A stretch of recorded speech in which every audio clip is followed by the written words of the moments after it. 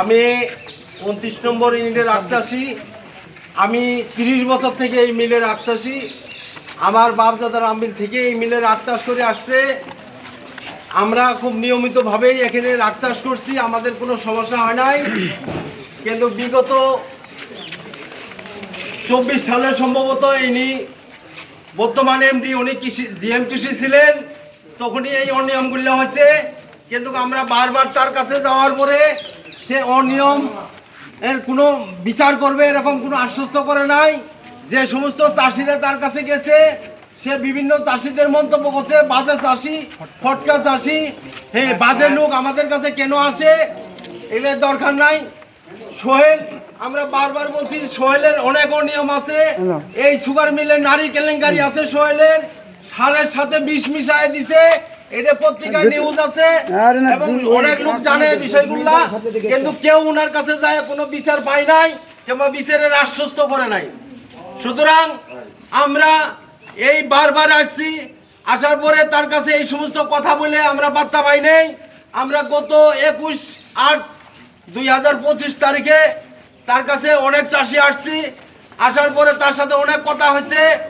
আমাদের সাথে সে যে দুর্ব্যবহার করছে, চাষিদের নিয়ে বিভিন্ন মন্তব্য করছে, কিন্তু আমরা জানতে পারছি যে অতীতে উনি যে মিলে ছিল সে মিলেও অনিয়ম করছে এবং এখানে আসেও অনিয়ম করছে।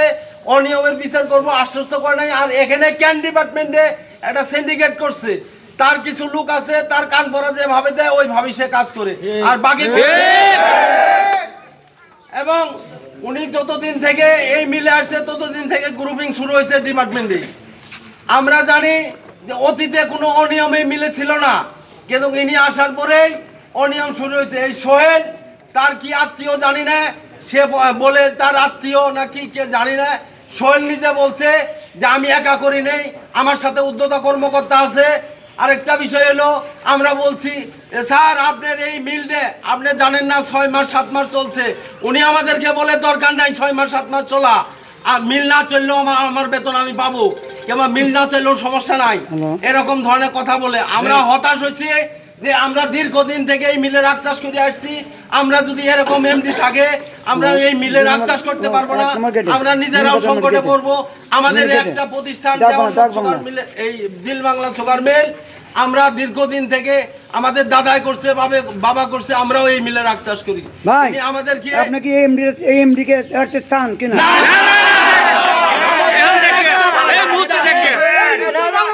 আমাদের এক দফা এক দাবি, যতদিন পর্যন্ত থাকবো আমরা গত 21/8 আমি তার চেম্বারে ধরে আমরা সকল চাষি ছিলাম, আমরা বলছি আপনি যতদিন পর্যন্ত এটার বিচার না হবে এবং আপনি এই মিল থেকে যতদিন পর্যন্ত না যাবেন আমরা মিল গেট চাষি কোনো রাগ চাষ করব না। আমরা নতুন করে কোনো প্ল্যান্টেশন করব না। পাশাপাশি আমরা আমাদের ঊর্ধ্বতন কর্তৃপক্ষকে অবহিত করব। Thank you sir.